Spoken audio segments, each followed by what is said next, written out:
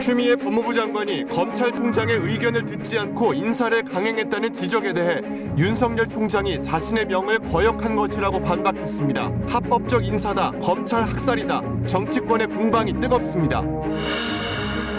트럼프 미 대통령이 이란의 보복 공격에 군사행동이 아닌 추가 경제 제재로 맞서겠다고 밝혔습니다. 이란은 미군 기지 공격 당시 확전을 피하려고 인명피해가 나지 않도록 미사일을 쐈다는 분석도 나옵니다. 한국당과 새보수당 등이 참여하는 통합추진위원회가 신당 창당에 합의했습니다. 한국당은 반드시 통합하자고 환영했지만 새보수당은 탄핵 극복 등을 담은 보수통합 3원칙 수용을 요구했습니다. 중국 당국이 우한에서 발생한 원인불명 폐렴은 사스나 메르스와 다른 신종 코로나 바이러스 때문이라고 발표했습니다. 우한을 다녀온 뒤 폐렴 증상을 보인 국내 첫 환자는 상태가 호전됐습니다. 인사보복 혐의로 실형이 선고됐던 안택은 전 법무부 검찰국장에 대해 대법원이 무죄 취지로 사건을 파기환송했습니다. 성추행과 인사보복 의혹을 폭로한 서지현 검사 측은 면죄부를 주었다며 반발했습니다.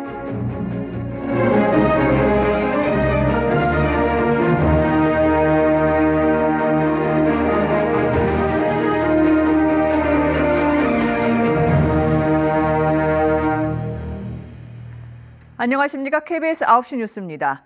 검찰 고위직 인사를 둘러싼 법무부와 검찰의 갈등, 오늘도 여진이 이어졌습니다. 이 갈등의 출발점, 검찰청법 34조에 있습니다. 이 검사의 인사, 법무장관 제청으로 대통령이 정하는데 이 경우에 장관은 검찰총장의 의견을 듣는다. 바로 이 의견을 듣는다는 말 때문입니다.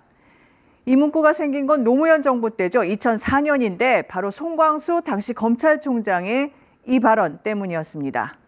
인사와 관련해서 장관과 협의하도록 명문화하자는 건데 당시 검찰개혁을 두고 갈등을 빚던 강금실 법무장관에게 인사권 명문화까지 요구했고 결국 이를 관철시킨 겁니다. 그런데 16년이 지난 지금 이제는 이 문구의 해석을 두고 추미애 법무부 장관과 윤석열 검찰총장이 갈등 중입니다. 오늘 국회에서 오간 설전, 첫 소식 안다영 기자가 보도합니다. 설전은 이렇게 시작했습니다. 명백히 검찰청법 34조에 위반되는 인사라는 거죠. 그렇게 생각 안 하십니까? 제가 위반한 것이 아니고요. 검찰총장이 저의 명을 거역한 것입니다. 명을 거역했다고 했는데 장관과 총장의 관계를 명확히 하겠다는 표현이었습니다. 검찰청법 34조에 의견을 듣는다도 의견 개진권이라고 못 박았습니다. 협의가 아니라는 겁니다. 법무장관과 검찰총장이 통상 외부에서 만나 인사를 논의해온 관례도 문제 삼았습니다. 의견 개진권을 준수한다면 그것은 당연히 이 업무에 관한 것이고 집무실에서 진행이 돼야 되는 것이죠. 검찰총장이 어제 법무부로 찾아왔어야 한다는 겁니다. 그래서 6시간 넘게 기다렸는데 결국 오지 않았다고 했습니다. 민주당은 검찰이 오만 방자하다, 항명이라며 추 장관을 엄호했습니다. 인사권자의 인사명령에 복종하는 것은 공직자의 가장 기본적인 의무입니다. 이런 의무가 검찰이라고 예외할 수 없다는 점을 반면 한국당은 이번 인사를 두고 검찰 대학살이라고 했습니다. 타화에 가까운 숙충입니다. 친문 유일 체제 완성을 위한 검찰 무력화입니다. 추 장관을 직권남용 혐의로 검찰에 고발한 데 이어 국정조사와 탄핵소추 요구한 카드까지 거론했습니다. 한국당은 공수처 폐지와 검찰 인사 독립을 총선 1호 공약으로 내걸었습니다. 이번 총선에서 검찰 개혁이 최대 쟁점이 될 가능성도 있어 보입니다. KBS 뉴스 안다영입니다. 네, 그럼 검찰 분위기 살펴보겠습니다. 추 장관은 앞서 보셨듯이 어제 인사 발표에 아무런 문제가 없고 오히려 검찰총장이 명을 어겼다고 주장했습니다. 이번 인사 과정을 처음부터 취재해온 오승목 기자 대검찰청에 지금 나가 있습니다. 오 기자, 어제 인사 직전까지 검찰 반발이 거셌는데요. 오늘은 어떻습니까? 적막감이 감돈다는 말이 나올 정도로 검찰 분위기 오늘은 조용합니다. 검찰 내부 게시판에도 이렇다 할 반발의 글은 올라오지 않았습니다. 어제 고위직 인사에 대한 공식 입장을 물었지만 지금까지 발표로 가름하겠다는 답만 돌아왔습니다. 다만 이번 인사의 대상이 된 대검의 한 간부는 장관이 오란다고 총장이 가는 거면 총장이 경찰청장을 오라가라 한 것과 뭐가 다르냐는 말로 불만을 나타내기도 했습니다. 네, 어제 저녁 이 전격 인사 발표가 나왔을 때는 윤석열 총장의 사퇴설도 돌았었는데 지금은 그런 분위기는 아닌 것 같네요. 일단 사퇴 가능성은 없는 것 같습니다. 저희가 확인한 바에 따르면 윤 총장은 지인 등에게 사표를 내는 일은 없을 것이라고 말했다고 합니다. 윤 총장은 이번에 인사가 난 대검 간부 등과 오늘 점심을 같이 했는데요. 인사와 관련해 특별한 말은 없었다고 참석자가 전했습니다. 오히려 윤 총장은 간부들에게 끝까지 최선을 다하자는 취지의 말을 한 것으로 알려졌습니다. 과거 국정원 댓글 사건으로 좌천됐을 때에도 묵묵히 자리를 지켰다는 평을 받는 윤 총장의 스타일이 있어 이번에도 마찬가지 아니겠냐는 얘기들이 나오고 있습니다. 네, 이번 고위직 인사로 수사 지휘 라인의 변화가 있는데 청와대 관련 주요 수사 지금 어디까지 왔죠? 네, 청와대를 향했던 최근의 1년 검찰 수사들이 있어 여러 가지 해석을 낳는 건데요. 검찰은 수사는 수사다 이런 입장인 것 같습니다. 일단 울산시장 선거 개입 의혹 사건 있지 않습니까? 청와대 관련성이 주목받고 있는데 서울중앙지검 공공수사 2부가 오늘 정부 서울청사에 있는 국가균형발전위원회 사무실을 압수수색했습니다. 선거를 앞두고 송철호 울산시장을 고문으로 위촉하는 등 송 시장의 공약 개발에 도움을 준 것으로 검찰이 보고 있기 때문입니다. 다만 연초 송병기 울산경제부시장에 대한 구속영장이 기각되면서 수사 일정 차질은 어느 정도 예상돼 왔습니다. 또 조국 전 법무부 장관을 둘러싼 수사가 2건 있죠. 가족 비리 의혹 관련해서 조 전 장관은 이미 재판에 넘겨졌습니다. 유재수 감찰 중단 의혹 사건에선 한 차례 영장이 기각돼 불구속 기소 전망이 나오고 있는 만큼 수사는 마무리 단계로 볼 수 있습니다. 네, 마무리 단계라고는 하지만 검찰 인사가 아직 끝난 게 아니지 않습니까? 차장, 부장, 평검사까지 인사가 아직 남아 있는데 이 직접 수사를 진행 중인 사람들이 인사가 나면 이 영향을 받을 수밖에 없는 것 아닌가요? 설 전까지 인사가 마무리될 것으로 보이고요. 말씀하신 대로 직접 수사를 담당하는 중간 간부들도 인사도 관심입니다. 울산 선거 개입 의혹 사건 수사를 주도한 서울중앙지검 신봉수 차장 검사나 김태은 부장, 그리고 조국 전 장관 일가족을 수사한 송경호 차장과 고영곤 부장 등도 인사 대상으로 거론됩니다. 인사 전까지 2, 3주 정도 시간이 있는 만큼 할 수 있는 건 해놓겠다는 분위기인 듯합니다. 직접 수사 담당자들이 바뀌어도 축적된 수사 자료가 있어 수사에 영향을 주지 않는다는 평가도, 그 반대의 평가도 있습니다. 지금까지 대검찰청에서 KBS 뉴스 오승복입니다. 네, 검찰 분위기 알아봤고요. 이번에는 청와대 연결해 보겠습니다. 이병도 기자, 어제 인사 발표 뒤에 사실상 이 윤석열 검찰총장에 대한 불신임 아니냐 이런 말들도 많았습니다. 청와대 어떤 입장인가요? 네, 청와대는 윤 총장에 대한 불신임 그런 건 생각하고 있지 않다고 했습니다. 그러면서도 장관이 총장의 의견을 듣는 과정이 원만하지 않았던 부분은 유감이라고 했습니다. 일부 관계자들 사이에선 항명이라는 격한 말들이 나왔고요. 이낙연 총리도 법무부 장관이 필요한 대응을 검토하고 실행하라고 지시했습니다. 네, 그런데 결국 검찰에 대한 불신이 이번 인사의 배경이란 분석도 있거든요. 네, 청와대는 언급을 자제하면서도 법무부가 밝힌 인사 배경 2가지를 언급했습니다. 균형 인사와 인권 수사를 중요하게 생각한 인사였다는 건데요. 한 관계자는 윤 총장이 아끼는 검찰 특수부만 중용했던 지난 잘못된 인사를 바로잡은 것이라고 했습니다. 인권 수사를 위해 공보 준칙까지 만들었는데 단 한 번도 지켜지지 않았다는 비판도 나왔습니다. 결국 조국 전 장관과 청와대 관련 수사에서 제기된 여러 문제들에 대해 책임을 물은 것이란 해석이 나옵니다. 네, 그리고 검찰이 공수처법에 반대한 것도 영향을 좀 끼쳤을까요? 네, 한 달 반 전 국민과 대화에서 문 대통령은 윤 총장을 신뢰한다고 말했습니다. 직접 들어보시겠습니다. 검찰의 조직 문화를 바꾸고 수사 관행을 바꾸는 것은 또 검찰이 또 스스로 하는 것이거든요. 저는 그 부분에 대해서는 한편으로 검찰 내부에 대한 개혁은 윤석열 총장을 신뢰를 하고 있습니다. 이렇게 믿었는데 결과는 결국 검찰 이기주의 아니었냐 이런 말들이 청와대에서 나오고 있습니다. 네, 야당에서는 정권 실세의 이 수사를 무력화하는 보복 인사란 비판이 나오는데 어떻습니까? 청와대는 절대 그렇지 않다고 부인하고 있습니다. 청와대는 검사에 대한 불신이 이렇게 깊었던 것이냐 오히려 반문하고 싶다면서 엄정한 법적 기준을 토대로 공정한 수사가 이뤄질 것이라고 반박했습니다. 그러면서 수사는 수사로, 인사는 인사의 결과로 해석되는 것이라고도 했는데요. 청와대 말대로 공정한 수사가 이루어질지 지켜볼 대목입니다. 지금까지 춘추관에서 KBS 뉴스 이병도입니다. 네, 이란의 미사일 공격 이후에 전 세계가 미국의 반응에 주목했죠. 이 강한 응징을 예고했던 만큼 전면전으로 번질까 우려했지만 미국은 확전 대신 경제 제재로 선회했습니다. 올해 대선을 앞두고 양측이 충돌하면 어떤 영향이 있을까 득실을 따져보고 결정했다는 분석이 나옵니다. 워싱턴 서지영 특파원입니다. 미국의 선택은 확전이 아닌 멈춤이었습니다. 이란의 공격 뒤 18시간 만에 대국민 연설에 나선 트럼프 대통령은 인명피해가 없었다는 점을 강조했습니다. No Americans were harmed in last night's attack by the Iranian regime. We suffered no casualties. All of our soldiers are safe and only minimal damage was sustained at our military bases. 공격한 이란이 물러서는 것처럼 보인다고 평가했습니다.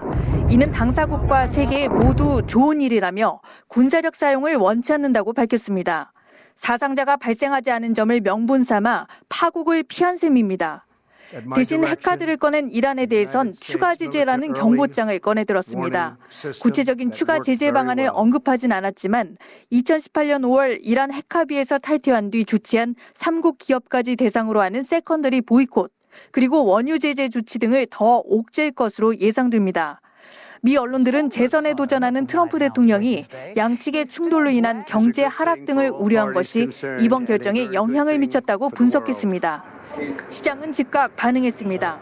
내리막을 걸었던 주가는 대국민 연설 이후 일제히 올랐고 서부 텍사스산 원유도 긴장이 최고조에 이르렀던 6일에 비해서 대폭 하락했습니다. 이란이 핵개발 재추진을 밝힌 것도 확전을 피한 요소로 거론됩니다. 그래서 트럼프 대통령은 이란과의 새로운 핵협상을 추진하겠다고 밝혔지만 구체적 대안을 제시하지 않아 미봉책으로 그칠 수 있다는 우려도 나옵니다. 워싱턴에서 KBS 뉴스 서지영입니다. 네, 이란에 피격당한 미군 기지의 위성 사진이 오늘 공개됐습니다. 그다지 큰 피해를 입진 않은 걸로 보이죠. 이란이 미국 측에 인명피해를 주지 않으려고 미사일 공격을 고도로 절제했다는 분석이 나옵니다. 이호일 기자가 보도합니다. 어제 이란의 미사일 공격을 받은 알 아사드 미군 기지입니다. 피격 직후 찍은 위성 사진을 보면 모두 5곳이 미사일 공격을 받은 것으로 확인됩니다. 피해가 가장 커 보이는 곳을 확대해 보면 옆에 헬기가 있는 것으로 봐서 헬기 경납고 정도로 추정이 되는데 건물 형태가 사라지긴 했지만 잔해가 많지 않은 걸로 봐서 이렇다 할 피해는 없어 보입니다. 이 사진으로만 봐도 이렇게 규모가 있고 중요 시설들은 멀쩡합니다. 미 국방장관은 일부 시설물과 주차장 그리고 헬기 한 대가 피해 전부라고 밝혔습니다. 그렇다면 이란이 의도적으로 미국에 인명피해가 없을 곳을 공격 목표로 골랐을까요? 정황상 그럴 개연성이 높아 보입니다. 이란은 미사일 공격을 하기 1시간 전에 공격 계획을 이라크에 통보했습니다. 미군이 병력을 벙커 등의 안전지대로 이동시키기에 충분한 시간인 겁니다. 미 워싱턴 포스트는 이런 정보와 조기 경보 시스템을 토대로 미군이 병사들에게 보호 장비를 착용하고 벙커 안에 머물 것을 지시했고 알 아사드 기지의 일부 부대는 기지에서 아예 대피했다고 전했습니다. 그 결과 미국인 사상자는 단 한 명도 발생하지 않았습니다. 그 후 이란 외무장관으로부터 솔레이마니 살해에 대한 이란의 대응은 종결됐다는 발언도 나왔습니다. 결국 이란이 미국에 보복을 했다는 대외적인 명분은 챙기면서 미국의 추가적인 군사행동의 빌미를 제공하지는 않은 겁니다. 때문에 이란의 이번 공격이 출구 전략에 따른 고도의 절제된 보복 행위였다는 분석이 설득력을 얻고 있습니다. KBS 뉴스 이호울입니다.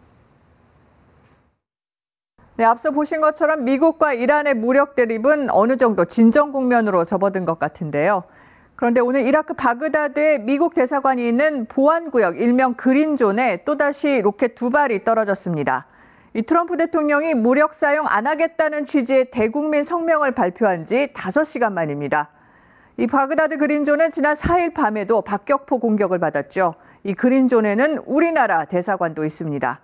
그럼 장경욱 주 이라크 대사를 연결해 현지 상황 들어보겠습니다. 장 대사님, 이 로켓 포탄이 떨어진 바그다드 그린존 지금 계신 한국 대사관에서 멀지 않다고 들었는데 현장 상황은 어떻습니까? 우리 대사관은 미국 대사관과 가장 가까이 온 대사관이긴 하지만 어느 정도 안전거리를 유지하고 있어서 위험할 정도는 아니고 직원 모두 안전합니다. 네, 지금 대사관 직원들은 안전하다라고 말씀을 해주셨는데 다른 우리 국민들 안전 문제는 없을까요? 네, 대사관에서 각 기업의 안전 담당관들과 단톡방을 구성해서 실시간으로 상황을 전파하고 또 안전을 확인하고 있는데 전혀 현재까지는 이상이 없습니다. 네, 근데 자국민 철수 조치를 내린 나라들도 있던데 우리는 아직 그 단계까지는 안 갔고요. 그 이유를 좀 설명해 주실 수 있을까요? 우리 기업들의 사업장이 보복 공격의 대상이 되는 그런 시설로부터 적어도 100km 이상 원거리에 이격되어 있고 또 보복의 양상도 사업장에 지상군 병력들이 접근하는 이런 형태가 아니기 때문에 아직은 직접적인 피해 가능성은 높지 않다고 보는 것입니다. 다만 기업들이 비필수 요원들을 미리 자율적으로 안전지대로 이동시킬 수 있도록 어제 13주를 비해서 권고를 한 바가 있습니다. 네, 확전 가능성은 줄었다 이런 전망도 나오던데 현지에서는 어떻게 보십니까? 네, 당분간 확전 가능성은 낮아진 걸로 이렇게 평가를 합니다. 그러나 분명한 것은 아직까지 평온 상태로 복귀하는 것은 아니기 때문에 언제든지 상황이 악화될 수 있다고 보고 만반의 대비를 하고 있습니다. 네, 지금 만반의 대비라고 하셨는데 유사시에 대비해서 어떤 계획들이 있는지 좀 말씀을 해주시겠어요?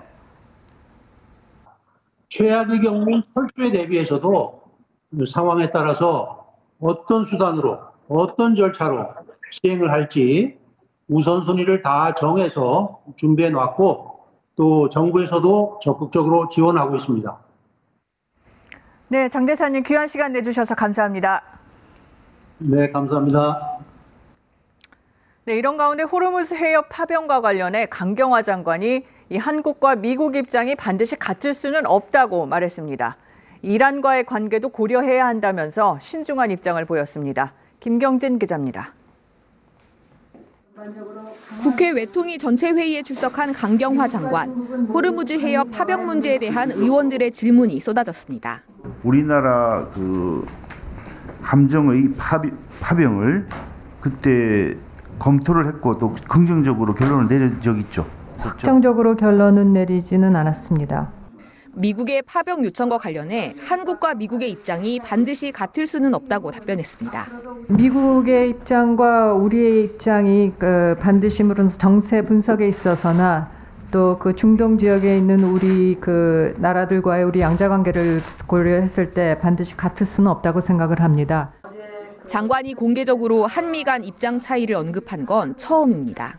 미국에서 강력하니 동맹국 지휘 시위에서 요청을 하면 어떻게 하겠습니까? 우리 기업 국민의 안전과 보호 또 선박의 안전을 고려를 최우선으로 해야 될 것으로 생각이 됩니다. 이란과의 관계를 공개적으로 언급한 것도 이례적입니다. 이란과도 오랜 동안 경제 관계를 맺어왔고요. 또 지금으로서는 인도 지원 교육 같은 거는 지속적으로 좀 노력을 하고 있습니다. 중동 지역의 군사적 긴장이 고조되자 정부의 입장은 전보다 더 신중해졌습니다. 굉장히 악화된 상황입니다. 그래서 이 변화된 상황을 면밀히 분석을 하면서 계속 검토해야 될 것으로 생각이 됩니다. 강 장관은 호르무즈 해협 파병과 관련해 미국에 약속해준 것이 없다며 현지 시간으로 오는 14일 미국에서 열리는 한미 외교장관 회담에서 이 문제가 논의될 거라고 말했습니다. KBS 뉴스 김경진입니다. 이런 가운데 미국 백악관에서는 한미일 세 나라의 안보 고위급 협의가 열렸습니다. 이 미군 기지 공격과 관련한 트럼프 대통령의 대국민 성명이 있는 날이어서 이 미국 외교 안보 라인에 사실상 비상이 걸린 상황이었는데 이 와중에 별도의 한미 협의까지 있었던 걸로 알려졌습니다. 워싱턴 연결해서 자세히 알아보겠습니다. 금채령 특파원. 이 트럼프 대통령이 성명 발표 때문에 이 백악관이 그야말로 북새통이었을 것 같은데 뭐 이런 협의들이 있었어요. 중동 상황과 관련이 있었을까요? 네, 꼭 중동 상황 때문이라고는 할 수 없지만 연관은 있어 보입니다. 대국민 성명 발표 이전에 약속된 자리긴 했어도 백악관이 그야말로 북새통인 상황이어서 연기된 것 아닌가 했는데 이루어졌습니다. 한미 간에는 별도의 협의도 있었습니다.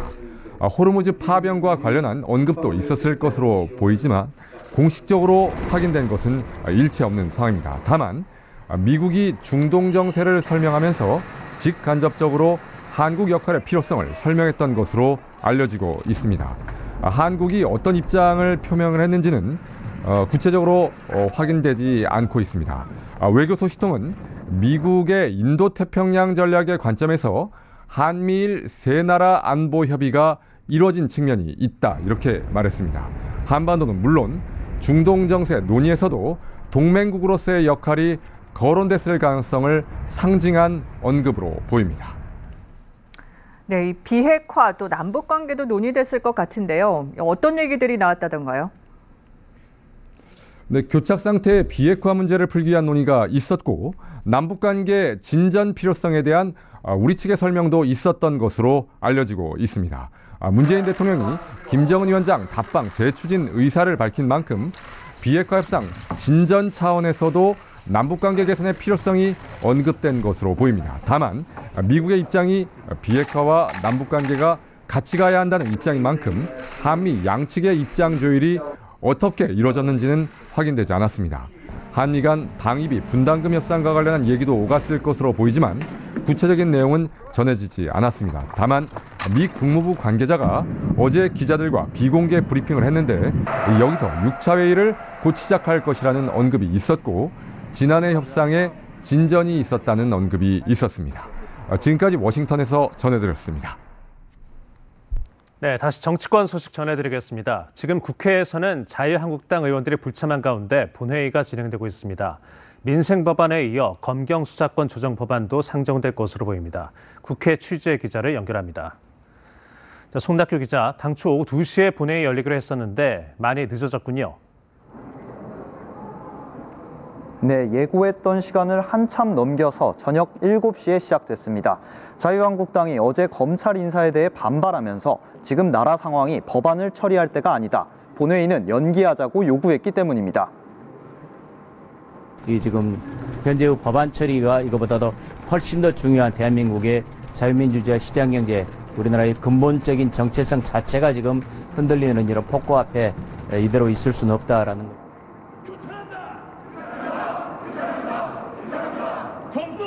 한국당은 검찰 인사에 대한 긴급 현안 질의, 법사위와 운영위원회 개최, 국정조사 실시까지 강하게 요구했고 이런 논의가 여야 간에 오가느라 본회의가 늦어졌습니다.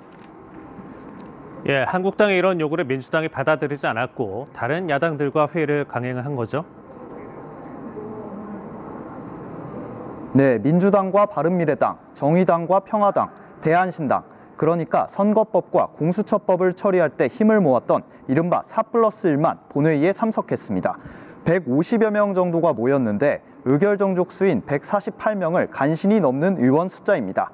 이 와중에 잠시 자리를 뜨는 의원도 있어서 의결정족수 148명을 겨우 채워 처리되는 법안도 있었습니다. 오늘 처리해야 할 민생 법안이 200건 가까이 되는데 별다른 찬반 토론 없이 법안 한 건 처리에 채 1분이 안 걸리고 있습니다. 자, 오늘 밤 민생 법안들이 처리가 되고 나면 신속 처리한 건으로 지정됐던 검경 수사권 조정 법안도 상정되는 겁니까? 네, 검경 수사권 조정 법안은 형사소송법과 검찰청법 이렇게 두 가지인데 일단 오늘 형사소송법을 상정한다는 게 민주당 생각입니다. 상정한다고 해서 오늘 당장 표결에 붙이지는 않고 한국당과의 협상의 여지는 남겨놓을 것으로 보입니다. 이번 임시국회 회기가 내일까지이기 때문에 형사소송법은 다음 임시국회가 시작되는 13일에는 처리가 가능할 것으로 보입니다. 지금까지 국회에서 KBS 뉴스 송낙규입니다.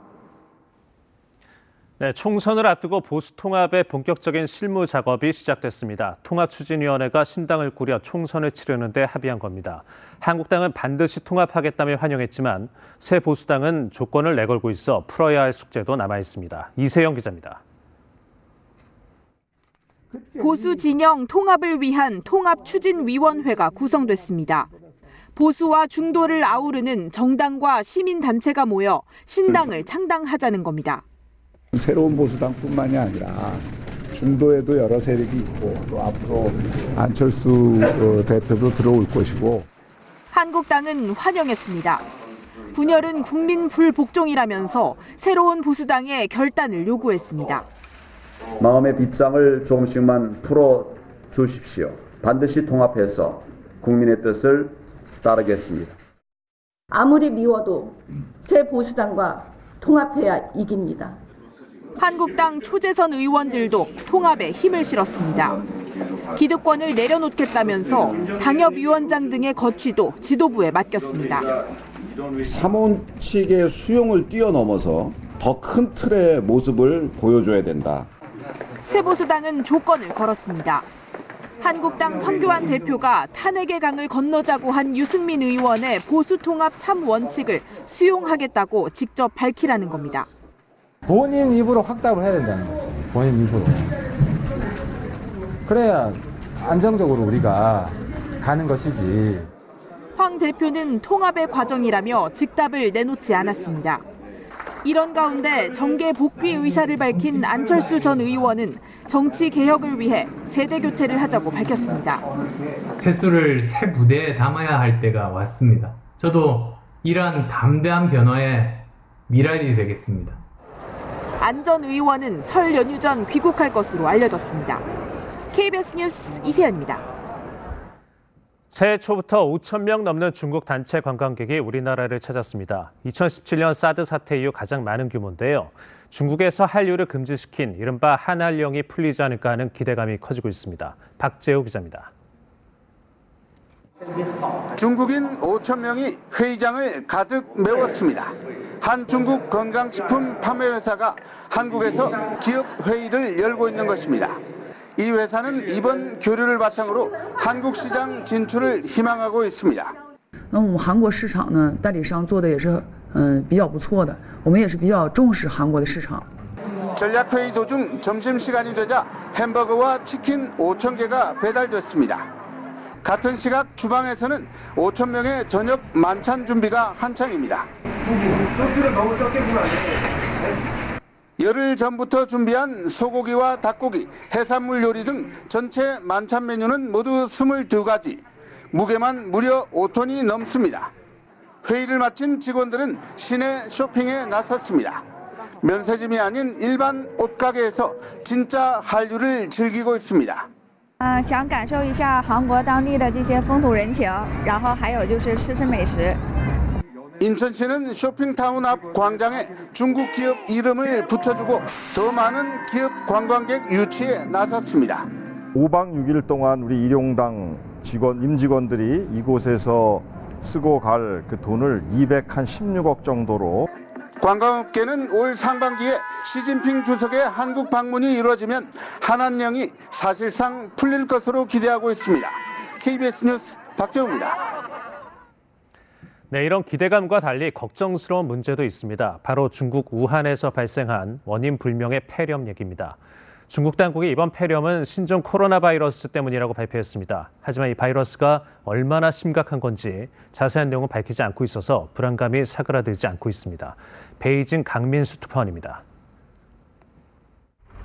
중국 당국이 이번 폐렴은 중증 급성 호흡기 증후군 사스가 아닌 신종 코로나 바이러스라고 발표했습니다. 중국 과학기술 분야 최고 학술기구인 공정원의 쉬지엔고 원사는 신종 코로나 바이러스로 초보 판정을 했다며 추가 연구가 필요하다고 말했습니다. 获得该病毒的全基因组序列，经核酸检测方法共检出新型冠状病毒阳性结果15例。 다만 신종 코로나 바이러스가 얼마나 위험한 것인지에 대해서는 자세한 발표가 없었습니다. 지금까지 폐렴 환자는 59명인 가운데 7명이 중증이고 어제는 8명이 완치돼 퇴원했다는 정도만 공개됐습니다. 약물과 치료법을 찾는 데까지는 시간이 걸리겠지만 심각하게 우려할 만한 상황은 아니라는 것이 중국 당국의 전반적 판단입니다. 그러나 처음 폐렴이 집단 발병했던 우한의 화난 수산물 시장은 여전히 폐쇄된 상태입니다. 감염 환자와 접촉해 추적 조사 중이던 163명에 대한 소식도 들리지 않고 있습니다. 중국 당국이 폐렴 관련 유언비어를 유포한 혐의로 8명을 처벌하는 등 초기부터 강력 대응에 나선 탓인지 관련 보도도 거의 없습니다. 겉으로는 조용해 보이지만 많은 중국인들은 속으로 불안해하고 있습니다. 중국 당국은 지난 2002년 광둥성에서 처음 발생한 사스를 쉬쉬하다가 사태를 확산시켰던 전력도 있습니다. 베이징에서 KBS 뉴스 강민수입니다. 국내에도 중국 우한을 다녀온 뒤에 폐렴 증상을 보이는 환자가 한 명 있습니다. 보건당국은 환자 증상이 많이 호전됐고 환자가 접촉한 29명도 현재까지 별다른 특이사항은 없다고 밝혔습니다. 이번 신종 코로나 바이러스에 대해 이충원 의학 전문 기자가 좀 더 자세히 살펴봤습니다. 코로나 바이러스는 사람에게 감기를 일으키는 흔한 바이러스입니다. 문제는 유전자 변이를 통해 나타나는 신종 코로나 바이러스입니다. 2003년 중국에서 발생해 세계로 퍼져 700명 이상의 사망자를 낸 사스. 2015년 우리나라를 강타한 메르스가 모두 신종 코로나 바이러스였습니다. 우한 폐렴을 일으키는 바이러스는 사스, 메르스와 다른 세 번째 신종 코로나 바이러스입니다. 사스는 사양 고양이, 메르스는 낙타를 거쳐 사람에게 왔습니다. 이번 신종 코로나 바이러스의 감염 경로는 아직 밝혀지지 않았습니다. 과거 사스 코로나 바이러스나 메르스 코로나 바이러스에 비해서 중증도나 사망률이 현저히 낮다. 그리고 사람 간 전파력도 현재까지는 사람 간 전파 사례가 없기 때문에 사스나 메르스보다는 전파 속도나 전파 위험이 상당히 낮다라고 할 수가 있겠습니다. 그래도 신종 바이러스인 만큼 대비는 철저하게 해야 합니다. 비누로만 손을 씻어도 바이러스는 대부분 제거되기 때문에 자주 손을 씻는 게 중요합니다. 노인이나 만성질환을 가진 사람은 지금이라도 독감 예방접종을 하는 게 좋습니다. KBS 뉴스 이충원입니다. 검찰 내 성추행 피해 증언을 했던 서지현 검사 기억하실 겁니다. 이 서지현 검사에 대해서 인사보복을 했다며 직권남용 혐의로 재판에 넘겨진 안태근 전 법무부 검찰국장에 대해 오늘 대법원이 무죄 취지의 판단을 내렸습니다. 특정 인사 기준을 어겼더라도 이게 반드시 지켜야 하는 절대적 기준이 아니라면 곧바로 직권남용죄로 처벌할 수는 없다는 게 그 이유입니다. 서 검사는 납득이 어렵다는 입장입니다. 백인성 기자입니다. 제가 바라는 것은 가해자가 제대로 처벌받아야 한다는 것, 피해자가 제대로 보호받아야 된다는 것, 그것뿐입니다. 성추행 피해와 인사보복 의혹을 폭로한 서지현 검사. 가해자로 지목된 안태근 전 법무부 검찰국장은 서 검사의 사표를 유도하기 위해 인사보복을 가한 혐의로 재판에 넘겨졌습니다. 지방지청에서 근무를 한 경우 다음 인사에선 인사희망원을 배려하도록 한 내부 지침을 어기고 부당하게 인사를 냈다는 겁니다. 하급심에선 각각 징역 2년의 실형이 선고됐습니다. 그러나 대법원의 생각은 달랐습니다. 문제가 된 내부 지침이 수많은 인사 기준 중 하나일 뿐 다른 것보다 우선되는 핵심적인 규정은 아니라고 대법원은 판단했습니다. 안 전 국장을 보좌하는 인사 담당 검사가 인사 과정에서 여러 기준을 종합적으로 고려해 결정을 내렸다는 겁니다. 즉, 인사 담당 검사가 자신의 재량권 범위 내에서 인사를 낸 것이기 때문에 의무 없는 일을 시킨 것이 아니며 상급자인 안 전 국장의 직권남용죄도 성립하지 않는다는 결론을 내렸습니다. 대법원이 무죄 취지로 사건을 돌려보내면서 구치소에 수감돼 있던 안 전 국장은 보석으로 풀려났습니다. 예, 검사장님, 저 대법 선고에 대해서 한 말씀만 부탁드립니다. 대법원 선고 결과가 나오자 서지현 검사는 피해자에 대한 유례 없는 인사 발령을 한 인사보복이 재량이라고 한 판결을 납득하기 어렵다며 반발했습니다.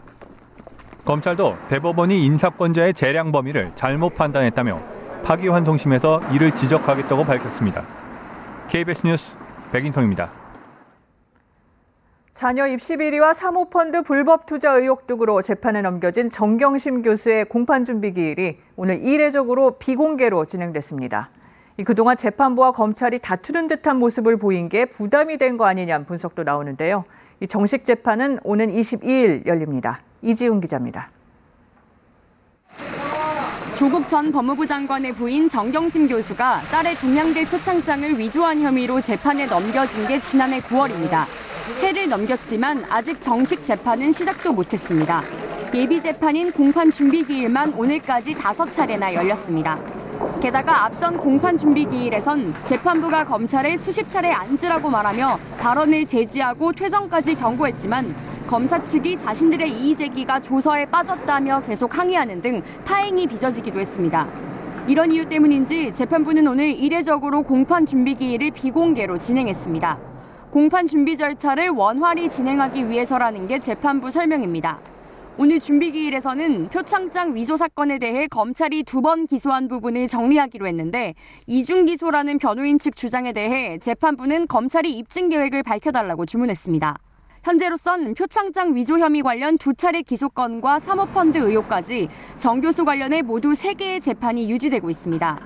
한편 정 교수 측은 어제 재판부에 보석을 청구했습니다.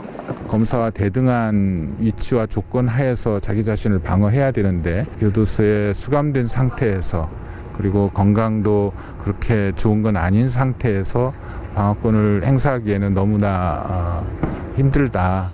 재판부는 오늘로 공판 준비 기일을 마무리하고 오는 22일 정 교수에 대한 정식 재판을 열기로 했습니다. KBS 뉴스 이지윤입니다. 지난해 국정농단 사건 재판부가 이재용 삼성전자 부회장에게 재발 방지 대책을 주문했었죠. 삼성이 그 대답으로 전직 대법관까지 내세우며 준법감시위원회를 만들었는데 이 부회장의 양형을 낮추기 위한 거라는 비판이 만만치 않습니다. 정현우 기자입니다. 삼성 준법감시위원회가 출범을 공식화했습니다.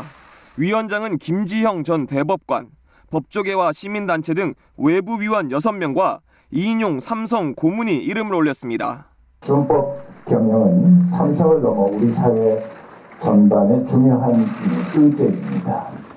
위원회는 삼성과 우리 사이에 가로막힌 벽을 부수고 불공정 거래와 부패 행위, 노조는 물론 총수 문제까지 성역 없이 감시하겠다는 겁니다. 김지영 위원장은 이재용 부회장을 직접 만나 독립성과 자율성을 약속받았다고 강조했습니다. 하지만 비판의 목소리는 여전합니다. 상법 등 법적 근거가 없는 만큼 제대로 된 감시를 할 수 있겠냐는 겁니다. 네, 이사회는 안 바꾸면서 별도의 위원회를 만들어서 하겠다는 거는 그냥 이렇게 잘못한 보여주기식의. 김지영 위원장의 이력도 비판 대상입니다. 대법관 시절 삼성의 경영권 편법 승계 논란에 무죄를 선고했고 유성기업 노조 파괴 사건에서도 사측을 변호했기 때문입니다. 대부분 당시 일부는 삼성, 에버랜드 3세 승계를 위한 에버랜드 전환사채 무죄를 선고했습니다. 그곳에서부터 역사가 시작됐습니다. 결국 재판부의 주문에 따른 조치로 이재용 부회장의 양형을 낮추기 위한 면피용이라는 주장입니다. 김 위원장은 위원회가 공식 출범한 뒤 다시 한번 입장을 밝히겠다고 말했습니다. 삼성 준법감시위는 7개 계열사 이사회 의결을 거쳐 다음 달 초 활동을 시작합니다. KBS 뉴스 정현우입니다. 별거 아닌 것 같지만 왠지 기분이 찜찜하고 불편하게 느껴지는 말이나 행동이 있습니다. 예를 들면 이런 거죠. 여자로 태어났으면 애를 낳아야지. 돈 못 벌어오는 남편은 남편도 아니지. 네, 이렇게 성별과 나이, 신체 조건 등에 대해 무심코 던지는 차별적인 언행들. 눈에 잘 보이지 않지만 곳곳에 쌓여 있고 그냥 놔두면 유해한 먼지 같은 존재라는 뜻에서 이런 걸 먼지 차별이라고 부릅니다. 언뜻 사소해 보이시나요? 하지만 그냥 두면 향후 더 큰 차별과 혐오, 또 폭력성으로 이어질 수 있습니다. 올해 인권위에 올라온 첫 진정도 바로 이 먼지 차별에 관한 것이었습니다. 먼저 선재희 기자가 그 내용을 전해드립니다. 공원에서 롤러스케이트를 타고 있는 이 여자 어린이. 머리부터 발끝까지 다 분홍입니다. 선택할 수 있는 게 여자는 핑크색, 남자는 거의 파란색밖에 없어가지고. 몸도 핑크인데 머리핀도 옷도 거울도 조리도구도 전부 다 핑크고요. 참다 못한 부모들이 국가인권위원회에 진정을 냈습니다. 유아용품을 판매하면서 성별로 색깔을 미리 정해 못 박은 것은 유아에 대한 인권 침해라고 지적합니다. 태어나자마자 물리는 이 공갈 젖꼭지부터 여성용, 남성용이 있다는 거는 미래 세대들한테는 전혀 걸맞지 않는 행태라고. 이런 먼지 차별은 도처에 깔려 있습니다. 그런 거 있잖아요. 뭐 남자가 뭐 여자보다 돈을 더 많이 벌어야 된다, 뭐 그런 거. 그 친구들이 남자가 그것도 못 드냐 하고. 다른 사람들 더 드시라고 양보하니까 너는 천상 여자네. 그리고 무심코 상처를 줍니다. 엄마가 일하면 아이들은 누가 보나요? 육아휴직 쓰면 출포남, 출세를 포기한 남자. 이런 말은 부부 갈등을 조장할 수 있고. 몇 학번이세요? 대학 안 나왔는데. 너 시골에서 왔는데 왜 사투리 안 써? 남에게 상처를 줄 수도 있습니다.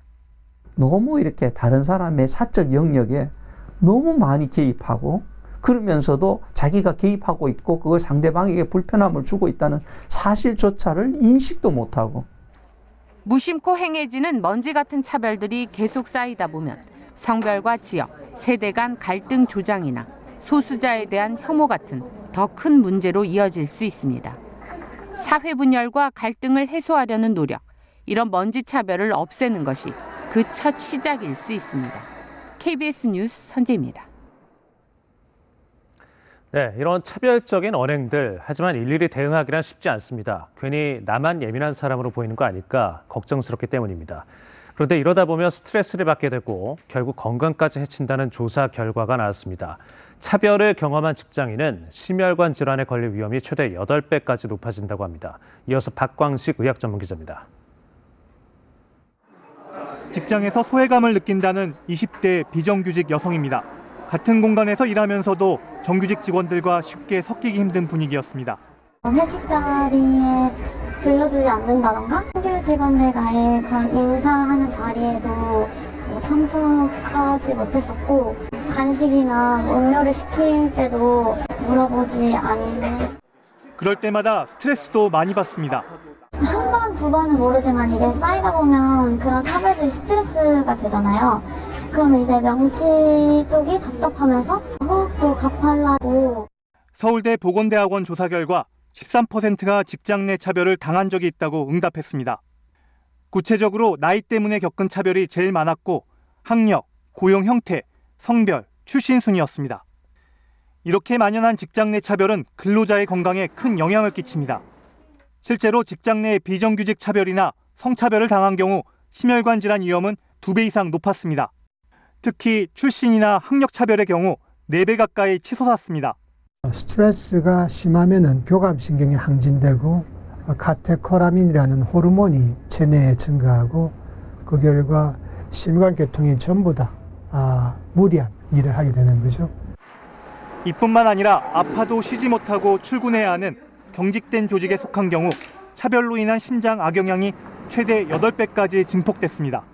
사업장 내 차별 내지는 이제 그 안에서 아파도 쉬지 못하는 것은 사업장 문화인 것 같아요. 그 안에서 관계가 맺어지는 방식인 것 같습니다. 그거가 문제를 일으킨다는 것은 분명하기 때문에. 따라서 개별 사업장 차원에선 수시로 행해지는 일상적 차별을 없애기 위한 교육을 강화하고 직장 문화를 바꿔나가는 노력이 필요합니다. KBS 뉴스 박광식입니다. 지난주 KBS가 초고층 건물에 밀집한 부산 해운대의 빌딩풍 위험을 집중 보도해드렸는데요. 남부지방에 강풍이 불었던 그젯밤 101층짜리 초고층 건물인 부산 해운대 LCT 85층에서 두께 8mm의 유리가 깨져 주변 건물과 주차된 차량들을 덮쳤습니다. 이 건물에서는 당시 강한 바람이 승강기 통로로 불어들어와 승강기 문이 닫히지 않았던 사례도 있었는데 주민들은 강풍 피해에 불안해하고 있습니다. 한편 이 사건이 일어난 7일 밤 전남 여수와 광양을 잇는 이순신대교에서 차량으로 운송 중이던 길이 12m의 컨테이너가 강한 바람에 날려 다리 아래로 떨어졌습니다. 당국은 수심이 얕은 바다에 빠진 이 컨테이너가 운항 중인 배와 부딪힐 수 있다고 우려해 오늘 오후 크레인을 동원해 인양했습니다. 유튜브나 인스타그램 등 소셜미디어에서 수많은 구독자를 확보한 사람들, 이른바 인플루언서라고 하는데 영향력이 막강하죠. 유명 유튜버의 광고 효과는 연예인 못지않거나 넘어선다는 연구 결과가 나올 정도입니다. 하지만 이들의 광고를 무조건 믿다간 낭패를 볼 수 있습니다. 돈 받고 허위 과대 광고를 한 인플루언서들이 대거 적발됐습니다. 김민혁 기자입니다. 실시간 방송을 하는 한 여성. 몸이 아프다면서 특정 제품을 사달라고 호소합니다. 많이 아픈 거 걱정 버리시죠. 좀 사주세요. 공동구매까지 유도하는 유튜버. 여기에 독소 배출, 붓기 제거 문구까지 올려 거짓 과장 광고로 적발됐습니다. 이번엔 정력제라며 식품을 소개합니다. 우리가 실제로 일주일 동안 매일 얼마나 강해졌는지 실제 효과가 있는 것처럼 체험기까지 올렸습니다. 우리가 아니라 그런 느낌의 정력제였던 것 같습니다. 알고 보면 업체에서 돈을 받고 만든 영상입니다. 다이어트 비법부터 전후 사진까지 공개하는 과장 광고로 소비자를 현혹했습니다. 개인의 체질이나 흡수율 등 체내 반응이 각자 달라 모든 사람에게 적용될 수 없어 체험기 광고 자체를 금지하고 있습니다. 이번에 적발된 사람은 모두 15명. 대부분 구독자 10만 명 이상으로 막강한 영향력이 있는 이른바 인플루언서들입니다. 이 가운데는 유명 연예인의 아내와 가수도 있었습니다. 엄청 크다고 생각해요. 저희가 원래 알지 못했던 제품들이 이제 사람들한테 노출되고. 하지만 SNS 자체가 개인이 운영하는 인터넷 공간이다 보니 불법 행위를 적발하기란 쉽지 않습니다. 유튜브는 그런 가이드라인이 없어요. 그래서 그 인플루언서들이 영향력은 굉장히 많은데 그걸 이제 규제할 수 있는 그런 가이드라인이 없기 때문에 사실은 방치되어 있는 거나 마찬가지라 말할 수 있죠. 식약처는 거짓 허위 광고를 한 유튜버와 업체에 대해 형사고발과 행정처분을 할 방침입니다. KBS 뉴스 김민혁입니다. 몫을 다했습니다. 중국 장먼에서 박선우 기자가 전합니다. 마지막 5세트, 신영석이 카타르 공격을 막아내며 동점을 만듭니다. 신영석은 장기인 속공을 성공하더니 상대 블로킹을 맞고 나온 공을 재치 있게 밀어 넣었습니다.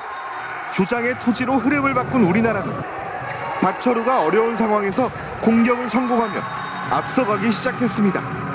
전광인이 결정적인 블로킹을 잡아내자 선수들은 승리를 예감한 듯 전광인을 들어올리며 기뻐했습니다. 탈락 위기까지 몰렸던 대표팀은 막판 놀라운 집중력을 발휘하며 카타르를 3대2로 이겼습니다. 36살의 맏형 박철우가 양팀 최다인 20득점을 쏟아부으며 도쿄행을 향한 열망을 드러냈습니다. 목표로 한 발을 한 발자국 더 다가간 것 같고 너무나 간절하죠. 그만큼 또 쉽지 않다는 거 알고 있고 그렇기 때문에 더 해내고 싶고. 서로 물고 물리는 혼전 속에 대표팀은 극적으로 준결승에 진출하며 올림픽을 향한 희망을 이어가게 됐습니다. 호주를 따돌리고 조 2위를 차지한 우리나라는 이란 중국전 승자와 결승 진출을 다툽니다. 다음 우리가 체력을 잡고 그래서 우리가 목표를 이제 하기 위해서는 그런 팀을 분태해야 되니까 그렇게 잘 준비하고 있습니다. 여자 대표팀은 이재영을 앞세워 카자흐스탄을 3대0으로 잠재우고 3연승으로 조 1위를 차지했습니다. 장문에서 KBS 뉴스 박선우입니다. 올림픽 본선 진출에 도전하는 김학범호가 잠시 뒤 중국과 올림픽 최종 예선 첫 경기를 치릅니다. 스타들이 탄생했던 올림픽 최종 예선에서 이번엔 정우영과 오세훈, 이동경 등이 본선행을 이끌 스타로 주목받고 있습니다. 하무림 기자입니다. 이제는 벤투호의 주축이자 유럽 무대에서 활약 중인 황희찬과 권창훈. 두 선수는 4년 전 최종 예선에서 엄청난 활약으로 리우행을 확정지으며 한국 축구의 미래를 이끌 제목입을 입증했습니다. 김학범호에서 두 선수의 후계자 1순위로 꼽히는 선수는 단연 정우영입니다. 독일 분데스리가에서 뛰고 있는 정우영은 폭발적인 스피드를 앞세운 돌파가 일품입니다. 또 드리블과 양발 킥 능력까지 뛰어나 손흥민을 똑 닮았다는 평가를 받고 있습니다. 큰 의미가 있죠, 도쿄올림픽은. 처음 나가보는 이제 올림픽이고 해서 꼭 나가고 싶죠. 20세 이하 월드컵 스타 오세훈의 활약도 기대를 모으고 있습니다. 193cm의 큰 키를 활용한 고공공격은 물론 동료 선수들을 활용하는 연계 능력까지 뛰어나 정우영과의 시너지 효과도 기대됩니다. 상주 상무에 입대해 군인 신분이 된 만큼 이번 대회에 임하는 각오도 남다릅니다. 공격수는 부담감이 있지만 그 부담감을 떨칠 수 있는 실력을 가지고 있어야 되고 그리고 꼭 이제 올림픽을 나가기 위해서 최선을 다하고 있는 것 같아요. 벤투 감독의 눈도장을 받은 바 있는 이동경도 주목 대상입니다. 지난 시즌 K리그 준우승팀인 울산에서의 활약을 바탕으로 A매치 데뷔전까지 치렀습니다. 도쿄행을 확정짓는 활약으로 한국 축구의 미래로 떠오를 선수는 누가 될지 관심이 집중되고 있습니다. KBS 뉴스 하무림입니다. 도쿄올림픽 본선을 향한 아시아 축구의 마지막 경쟁이 시작됐습니다. 시작부터 환상적인 골 행진이 이어졌습니다. 0대0 팽팽한 승부가 이어지던 후반 17분 호주 피스코포의 대포알 같은 강력한 슈팅이 터집니다. 골대 구석으로 정확하게 날아간 공, 골망을 찢을 듯하네요. 하지만 후반 32분 이라크에 동점을 내준 호주, 환상골을 끝까지 지키지 못하며 1대1 무승부를 거둡니다. 태국 무에안타의 절묘한 터치 2번이 선제골로 이어졌습니다. 후반전에 4골을 더 몰아넣은 대최국 태국은 바레인을 5대0으로 완파했습니다. 프로야구 선수 출신 지도자는 왜 1급 심리 상담사가 됐을까요? 주인공은 키움의 홍원기 수석 코치인데 이 선수들과의 소통 능력을 높이기 위해서 심리 상담을 공부했다고 합니다. 신병일 기자입니다. 박찬호의 절친한 친구로 더 유명한 키움의 홍원기 코치. 손혁 신인 감독 부임 후 수석 코치로 승격됐습니다. 홍 코치가 승격 직후인 지난해 12월 프로야구 지도자 중 최초로 심리상담사 자격증을 따 눈길을 끕니다. 1급 자격증으로 애초 인터넷 강의만 수료하려 했지만 내친 김에 자격증까지 땄습니다. 국가에서 주는 자격증은 운전면허증 이후에 처음이라 좀 처음에 실감이 안 났는데.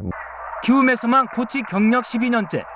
심리상담에 관심을 갖기 시작한 것은 5년 전이었습니다. 선수들과의 소통과 공감대 형성 능력을 키워 훈련 효과를 높이고 싶었습니다.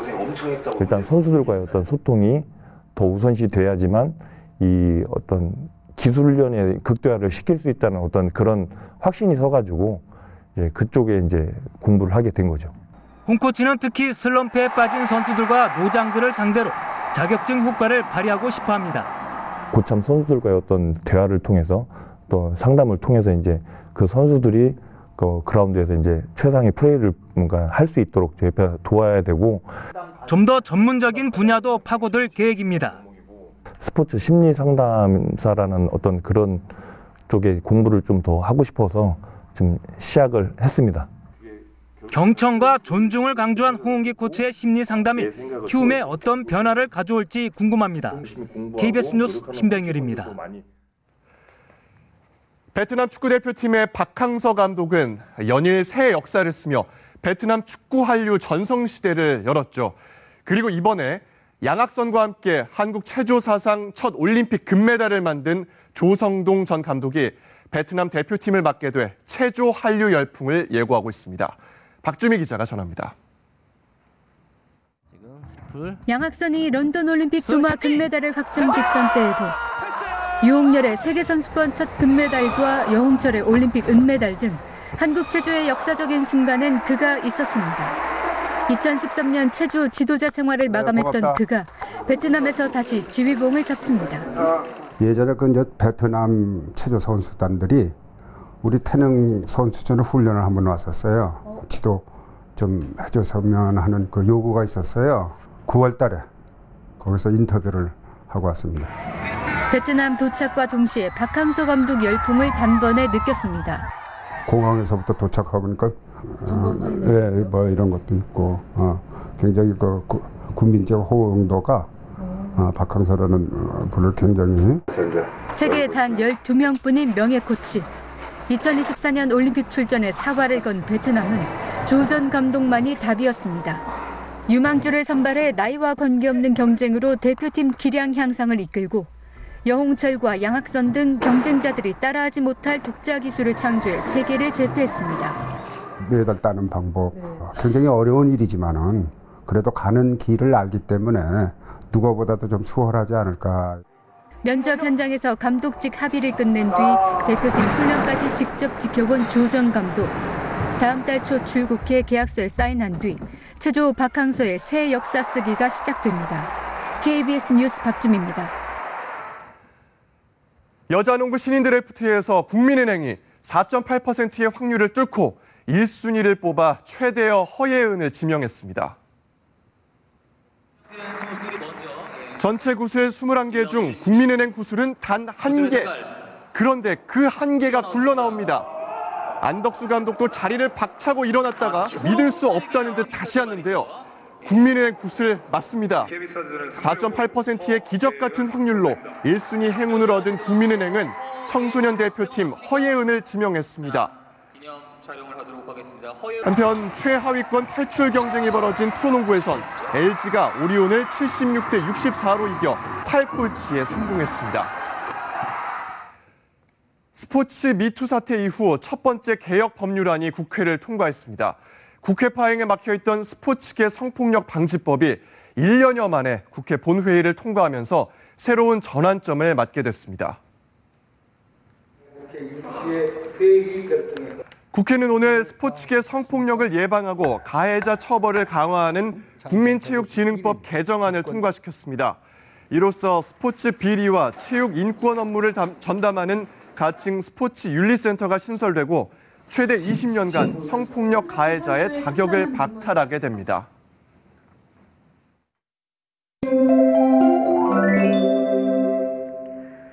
오늘은 바람이 불면서 서울을 비롯한 내륙 지역의 체감온도는 한낮에도 영하권에 머물렀는데요. 내일 서울의 아침 기온은 영하 4도로 오늘보다 약간 낮겠지만 바람이 잦아들어서 느껴지는 추위는 덜하겠습니다. 주말까지 기온 변화의 폭이 크지 않아서 평년 수준을 웃도는 분포가 이어지겠습니다. 대기 정체가 이어지면서 내일도 공기가 탁하겠는데요. 서울과 경기도, 강원 영서와 충북, 대구 지역은 내일 초미세먼지 농도 나쁨 수준을 보이겠습니다. 내일 하늘 자체 구름은 거의 지나지 않겠지만 미세먼지 농도가 높아서 중부와 영남 지역은 하늘이 뿌옇게 보일 가능성이 높습니다. 내일 중부지방의 아침 기온은 철원 영하 7도 등 오늘보다 2, 3도가량 낮게 출발하겠고요. 남부지방도 내일 아침 기온 오늘보다 낮아지면서 대부분 영하권에서 출발하겠습니다. 물결은 동해상에서 최고 3m로 높게 일겠습니다. 이번 주말에는 제주 지역에 비 소식이 나와 있습니다. 날씨였습니다. 네, KBS 9시 뉴스 마칩니다. 시청해주신 여러분 감사합니다.